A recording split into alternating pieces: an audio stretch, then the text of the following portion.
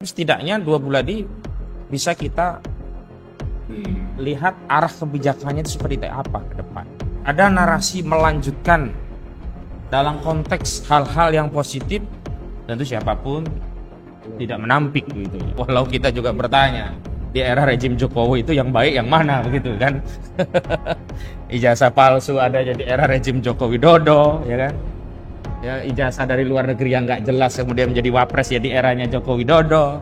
Wapres belum genap usia 40 tahun juga di eranya saudara Joko Widodo.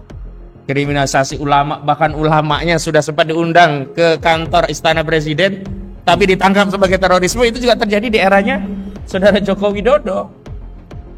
Ya, kenaikan pajak TDL, BBM yang ugal-ugalan itu juga terjadi di era saudara Joko Widodo. Sebenarnya sampai hari ini ya secara objektif kita masih masih bingung gitu loh. Hal positif mana yang hendak dilanjutkan yang menjadi legasinya dari saudara Joko Widodo. Bil alamin wa bihi nasta'in ala umurid dunya waddin wa ala alihi wa sahbihi ajma'in, amma ba'. Pada rekan-rekan sejawat juga tokoh-tokoh yang hadir pada kesempatan kali ini ada Bang Azam Khan, Sekretaris Jenderal Tim Pembela Ulama dan Aktivis, ada Bang Ismar Safruddin, Ketua Tim Advokasi Bela Ulama, Bela Islam, yang kita tahu kiprahnya dalam membela ulama-ulama kita dari narasi war on terrorism yang sejatinya adalah war on Islam. Karena kasus-kasus terorisme ternyata pada faktanya bukanlah upaya untuk memerangi kejahatan, tetapi upaya untuk menjadikan ulama dan ajaran-ajaran Islam itu seolah-olah penjahat dan kejahatan yang harus diperangi. Sehingga kita tahu bahwa banyak kasus-kasus yang terjadi dalam narasi war on terrorism itu adalah war on Islam. Jadi kriminalisasi terhadap umat Islam dan ajarannya. Dan ada Bang Taufik Bahaudin, beliau dari UI Watch yang terus konsen untuk memelototi ya berbagai persoalan bangsa, juga terkait fenomena bangkitan Neo PKI begitu, dan ini juga terus menjadi persoalan yang tidak pernah bisa diselesaikan secara tuntas karena negara itu tidak mengadopsi masalah ini sebagai masalah yang krusial, sehingga ancaman dari kedaulatan negara oleh ideologi komunisme dan sosialisme itu terus menjadi bahaya laten bahkan bahaya aktual begitu. Nanti juga akan ada yang lainnya begitu. Nah, hari ini saya ingin mulai dari sisi refleksi setahun, yakni tahun 2024. Kalau kita mau simpulkan, walaupun banyak peristiwa lain di tahun 2024 ini, tapi kita bisa simpulkan tahun 2024 itu yang paling kontras itu adalah kita bisa sebut sebagai tahun politik. Karena di 2024 itu ada gawe nasional, ya ini pemilu dan pilpres yang sudah kita laksanakan, bahkan disusul dengan pilkada secara langsung untuk pemilihan kepala daerah, baik gubernur, bupati maupun wali kota yang belum lama ini juga sudah selesai. Yang kalau kita perhatikan dengan anggaran hingga 93 triliun rupiah, ternyata gawe politik nasional khususnya pilpres dengan biaya yang mahal, pemilu pilpres itu ada 93 triliun, untuk pemilihan presiden dan wakil presiden itu sendiri 43,7 triliun. Ternyata anggaran negara yang diambil dari pajak rakyat dengan angka 43,7 triliun itu, menurut sejumlah kalangan atau saya kutip netizen itu, proses pilpres kita hanya menghasilkan kelas pemimpin pembagi susu keliling gitu ya. Jadi angka 43 triliun hanya dapat pemimpin yang kualitasnya tukang bagi susu keliling ini. Inilah ironi begitu ya. Dan kemudian angka 43 triliun yang totalnya dengan pemilu 93 triliun itu juga boleh bisa kita katakan hanya menghasilkan kepemimpinan yang omon-omon begitu. Omon-omon itu sendiri sebenarnya kan dipopulerkan oleh Presiden Prabowo Subianto yang saat itu menjadi capres, yang pada intinya bahwa Hari ini banyak sekali orang yang hanya bernarasi, hanya bermain citra, tapi tidak bertindak nyata. Maka sebutannya disebut dengan omon-omon atau hanya omong doang gitu. Tapi apalacur ternyata saya mohon izin Bapak Presiden Prabowo Subianto, kualifikasi hanya omon-omon itu saya rasa hari ini juga bisa disematkan pada era pemerintahan yang sebenarnya sudah 2 bulan berjalan ini. Ya, ini tepatnya sejak 20 Oktober 2024 yang lalu, di mana hari itu adalah hari penanda peralihan kekuasaan dari rejim sebelumnya, yakni Saudara Joko Widodo, dan beralih kepada presiden yang baru, yakni Saudara Prabowo Subianto. Terlepas hasil Pilpres itu banyak persoalan, banyak kontradiksi, banyak penentangan. Bahkan sampai hari ini kalau saya ketemu sejumlah tokoh, baik sipil dan militer, itu masih belum bisa mengakui bahwa Presiden Republik ini adalah Saudara Prabowo Subianto. Sampai hari ini. Ya, karena prosesnya yang bermasalah gitu.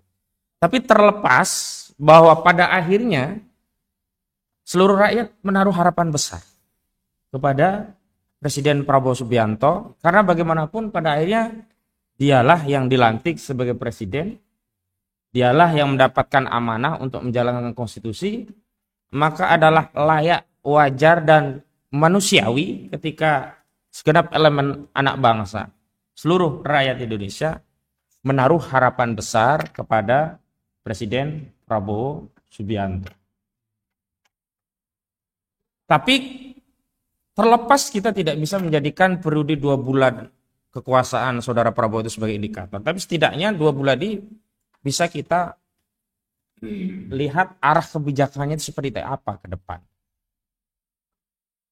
Kalau ada narasi melanjutkan dalam konteks hal-hal yang positif, tentu siapapun tidak menampik gitu ya, bahkan mendukung hal-hal yang baik di era sebelumnya. Walau kita juga bertanya, di era rejim Jokowi itu yang baik yang mana begitu kan? Ijazah palsu ada jadi era rejim Joko Widodo, ya kan? Ya, ijazah dari luar negeri yang nggak jelas kemudian menjadi wapres ya di eranya Joko Widodo. Wapres belum genap usia 40 tahun juga di eranya Saudara Joko Widodo. Kriminalisasi ulama, bahkan ulamanya sudah sempat diundang ke kantor Istana Presiden, tapi ditangkap sebagai terorisme, itu juga terjadi di eranya Saudara Joko Widodo. Ya, kenaikan pajak, TDL, BBM yang ugal-ugalan itu juga terjadi di era Saudara Joko Widodo. Sebenarnya sampai hari ini, ya secara objektif kita masih masih bingung gitu loh.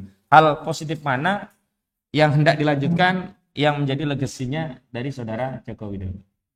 Apalagi dalam periode 2 bulan ini justru indikatornya akan melanjutkan apa-apa yang dulu kita kritik di era rejim Joko Widodo.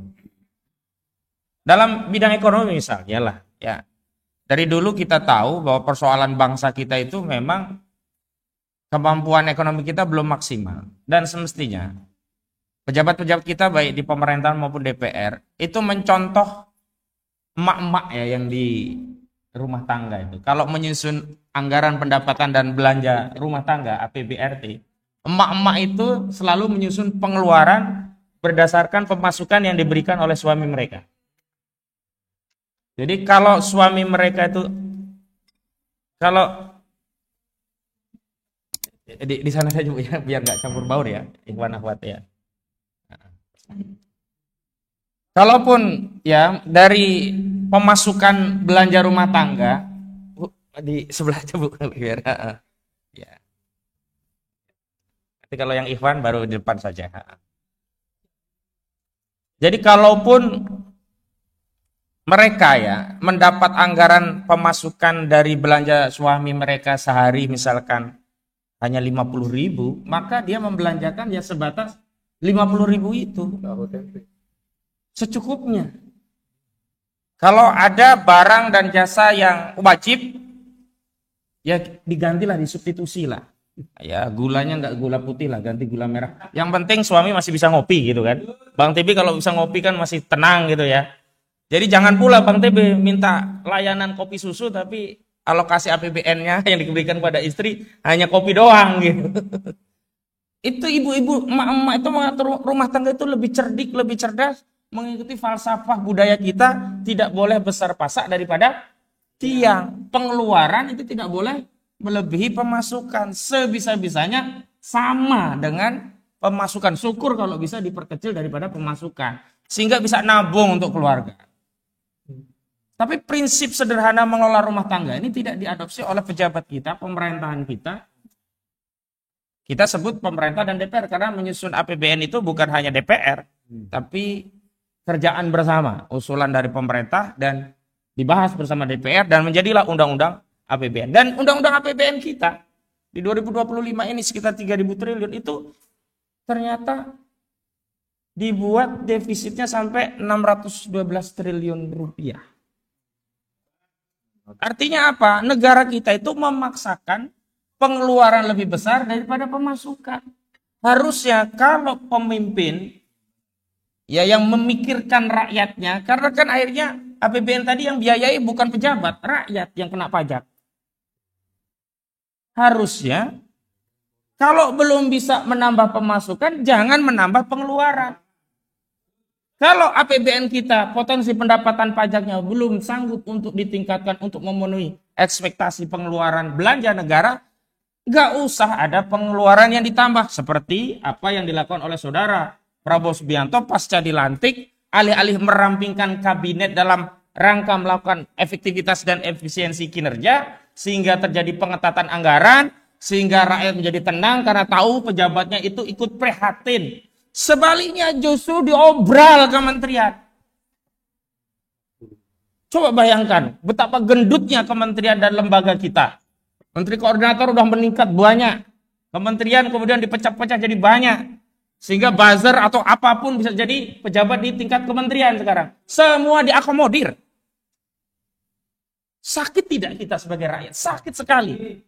Di tengah keadaan yang sulit, pengeluaran negara tidak diketatkan, malah rencana di Januari fix PPN akan ditingkatkan menjadi 12%. 12% itu bukan 1% terhadap harga barang, tapi kalau dikaitkan dengan pajak itu udah 9% lebih. Pajak misalnya biasanya bayar misalkan 11.000 sekarang menjadi 12.000. 1.000 per 12 itu gede, itu berat. Pedagang itu mau ngambil untung seperak 2 perak aja bertaruh dengan customer. Karena customer itu selisih seperak aja dia cari belanja di tempat lain. Pesaing lainnya. Belum lagi keran bisnis kita untuk produk-produk import dari China dibuka seluas-luasnya. Coba bayangkan. Pedagang-pedagang di Republik ini benar-benar menjadi seorang yang yatim piatu. Tidak dilindungi oleh negara. Mereka harus bertarung sendiri, modal sendiri, produksi sendiri, tapi dia harus bertarung dengan produk dari China yang proses produksinya didukung secara total oleh negara. Mana bisa kita bertarung, bersaing. Ini ibaratnya pedagang-pedagang kita itu petinju kelas ringan atau kelas bulu ya. Disuruh bertarung di ring tinju dengan petinju kelas berat. Nah kemudian pejabatnya ngomongnya enak saja. Salah kalian tidak meningkatkan kinerja kalian. Itu kan kayak Luhut Bin Sarpanjaitan. Saat produknya Elon Musk masuk dan itu akan merusak pasar domestik, termasuk Telkomsel, alih-alih memproteksi pasar teknologi domestik dari serbuan market dari teknologi digitalnya Elon Musk, Luhut Panjaitan malah ngomong, salah sendiri, kita nggak kreatif, nggak meningkatkan kemampuan ilmiah kita untuk meningkatkan kapasitas kita dan seterusnya. Ini kan pejabat yang sangat menyakiti. Saat PPN ditingkatkan 12%, kita dapat bocoran dari Dahlan Iskan ternyata hari ini batu bara kita yang setiap tahun dari sektor pajaknya bisa menyumbang 120 triliun untuk APBN. Ini nggak menjadi barang yang kena pajak. Kurang ajar nggak ini? Jahat sekali ini. Lalu saat kita ya dikejutkan dengan kabar vonis kepada Muiz itu siapa kemarin namanya? Harvey Muiz saja berapa? 6 tahun ya? 6,5 tahun. Kita semua prihatin. Kerugian negaranya kan 300 triliun. Kok tiba-tiba kepala negara ikut-ikutan curhat?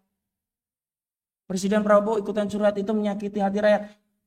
Yang lebih menyakiti hati rakyat adalah rencana presiden yang akan memberikan amnesti kepada koruptor. Nah ini kan sama-sama menyakiti rakyat. Hakimnya meringankan vonis bagi koruptor, presidennya memberikan ampunan kepada koruptor. Lengkap sudah penderitaan rakyat kita ini. Sementara kekayaan alam kita yang luar biasa, yang berulang kali kami sudah membuat seruan agar sektor pertambangan kita dinasionalisasi. Hanya dari sektor 4 atau 6 komoditi saja kita dapat 7.000 triliun per tahun. Batu bara saja. Kalau dinasionalisasi, kita bisa dapat banyak ketimbang memaksa naikin pajak 12% kepada seluruh rakyat yang miskin. Batu bara itu modal produksi batu bara 1 ton cuman 30 US dollar. Harga batu bara berapa? Kalau sudah 180 US dollar itu udah untung berapa batu bara? Apalagi batu bara sempat di 300 US dollar per ton, modalnya cuma 30 perak dolar. Harus kan ini yang diambil oleh negara kalau memang benar-benar menjadi macan Asia. Ambil kekayaan alam, nasionalisasi, kelola oleh negara. Modal 30 dolar ya per ton itu mudah, ambil aja APBN murah daripada habis untuk BUMN yang nggak jelas keuntungannya. Setiap tahun laporan keuangan BUMN rugi, mending saja suruh nasionalisasi batu bara modal 30 US dollar per ton. Tinggal sekarang saya nggak tahu update terkini sekitar 200-an atau 180. Tapi pernah batu bara itu pada saat naik-naiknya, jaya-jayanya sampai 300 US dollar per ton. Jadi hari ini kenapa kita harus mengaitkan peristiwa yang lalu untuk refleksi kita di masa depan? Ini sebagai pengingat, bukan hanya pengingat pada pemerintah, kita semua pengingat kita sebagai rakyat. Agar kita terus memelototi kekuasaan ini. Kenapa? Fungsi DPR sekarang ini mati. Yang harusnya bicara seperti ini bukan kita yang nggak pernah digaji. Kita nggak pernah dapat anggaran dari negara. Tapi kita melakukan kontrol terhadap kekuasaan. Harusnya ini DPR. Tapi karena DPR tidak berfungsi, maka kita mengajak seluruh rakyat untuk benar-benar mengawasi jalanan roda kekuasaan. Sebab hari ini nggak bisa kita mengatakan, biarin aja lah. Toh mereka yang berkuasa, toh mereka yang akan diminta pertanggungjawaban di akhirat. Enggak, kita kena dampaknya baik di dunia maupun di akhirat.